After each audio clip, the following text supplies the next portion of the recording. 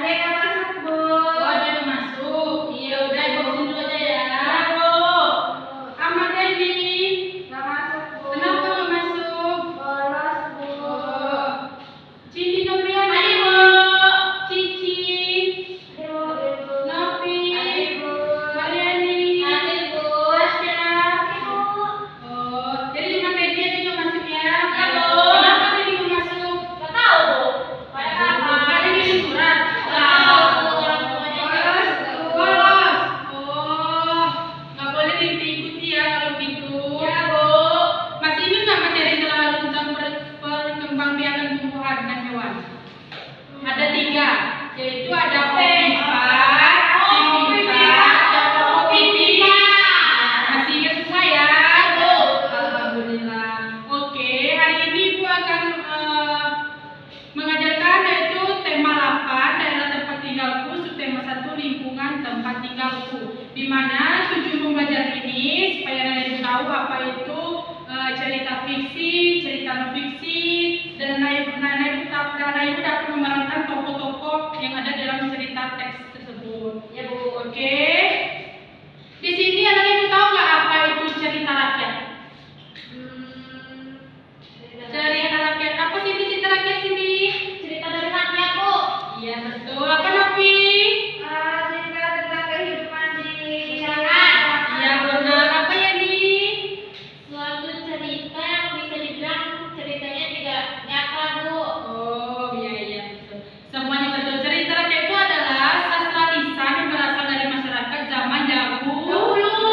Cerita rakyat ini sebelum adanya internet dalam penyampaian cerita dari mulut ke mulut, sehingga dapat disimpulkan bahwa cerita rakyat itu adalah cerita tentang masa lampau atau zaman dahulu yang turun temurun dari mulut ke mulut. Cerita rakyat itu ada fiksi dan juga ada non fiksi. Anak-anak ibu tahu nggak apa itu cerita fiksi? Hayalan, Bu. Hayalan, yang betul. Apa Mbak Cindy? Tidak nyata. Iya betul. Cerita fiksi itu di mana biasanya berisi tentang kisah yang tidak nyata di dunia atau hanya sesuai imajinasi saja, tidak ada pada fakta sejarah. Sedangkan non fiksi itu apa sih? Nyata, Bu. Non fiksi itu adalah cerita yang fakta dalam kehidupan yang ditulis menjadi sebuah cerita, itu disebut dengan cerita non fiksi. Baik, buka halaman 21 itu ayo membaca. Di mana ini teksnya Ibu kasihkan.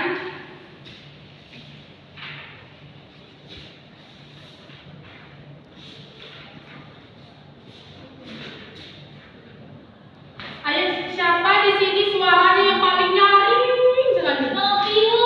Novi ya? Oke Novi, bisa dibaca ya. Tolong pesan kuat-kuat. Si Pitung. Suatu sore, si Pitung melihat lawan anak buah Babah Diem yang sewenang-wenang. Babah Diem adalah tuan tanah di daerah tempat tinggal si Pitung. Dia dan anak buahnya sering merampas harta rakyat dan menarik pajak tinggi. Sebagian hasil rampasan itu diberikan kepada pemerintah Belanda. Si Pitung bertekad untuk melawan anak buah Babah Diem. Kemudian dia berburu kepada Haji Naikin, seorang ulama yang juga pandai ilmu bela diri. Si Pitung cepat menguasai semua ilmu yang diajarkan oleh Haji Naikin. Pitung, gunakan ilmu yang kuberikan untuk membela orang-orang yang bertindas. Jangan sekali-sekali kau gunakan ilmu ini untuk menindas orang lain, pesan Haji Naikin. Sekarang, si Pitung sudah siap melawan anak buah Babah Diem. Dia menghentikan pula anak buah Babah Diem yang sedang merampas harta rakyat jelata. Hei anak muda, siapa kau? Beraninya menghentikan kami, tanya salah satu anak buah Babah Diem. Kalian tak perlu tahu siapa aku. Yang jelas, aku akan menghentikan ulah kalian semuanya, jawab si Pitung. Anak buah Babah Diem menyerang si Pitung, namun si Pitung bisa mengalahkan mereka semua. Sejak saat itu, nama si Pitung terkenal di kalangan penduduk.